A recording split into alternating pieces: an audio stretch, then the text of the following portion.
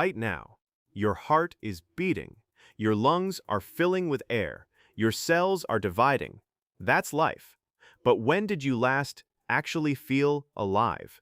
There's a difference, and most people never stop long enough to notice it. The ancient Greeks had two separate words for time: Chronos, the ticking clock, the minutes, the hours, the years, and Kairos, the moment that feels alive, the moment you actually remember, the moment that meant something. You have lived approximately 20,000 days on this earth.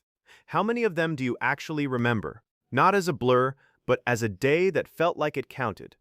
Researchers at Cornell University studied elderly people in the final stage of their lives and asked them one question: what do you regret most? The answer was not what they did. It was what they didn't do.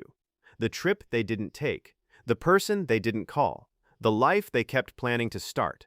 They had been alive, but somewhere along the way, they had stopped living. In 1945, a psychiatrist named Viktor Frankl walked out of a Nazi concentration camp.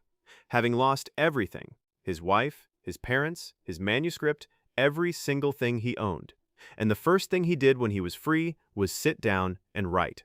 He wrote that the last of human freedoms is the ability to choose your response to any situation. He watched men with nothing left still find reasons to comfort others, to share their last piece of bread, to walk through those gates with dignity. He watched other men with the same conditions give up within days. The difference was not circumstance.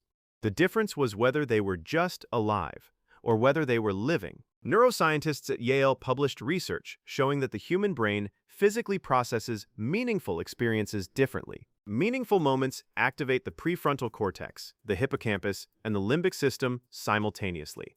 They get encoded deeper. They last longer. They shape who you become.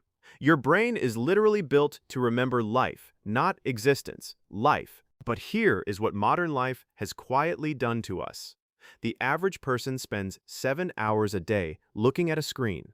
They wake up and check their phone before they say a word to another human being. They eat while watching something. A window showing a beautiful sunset completely ignored. They fall asleep with a screen in their hand. They are alive every single second and present for almost none of it. There's a concept in Japanese culture called ikigai, a reason to wake up in the morning, not a goal, not a career, a reason. Studies of the people in Okinawa, one of the places on Earth with the highest concentration of people over 100 years old, found that almost every single one of them had a clear ikigai, a garden to tend, a craft to teach, a community that needed them. They were living longer because they were actually living.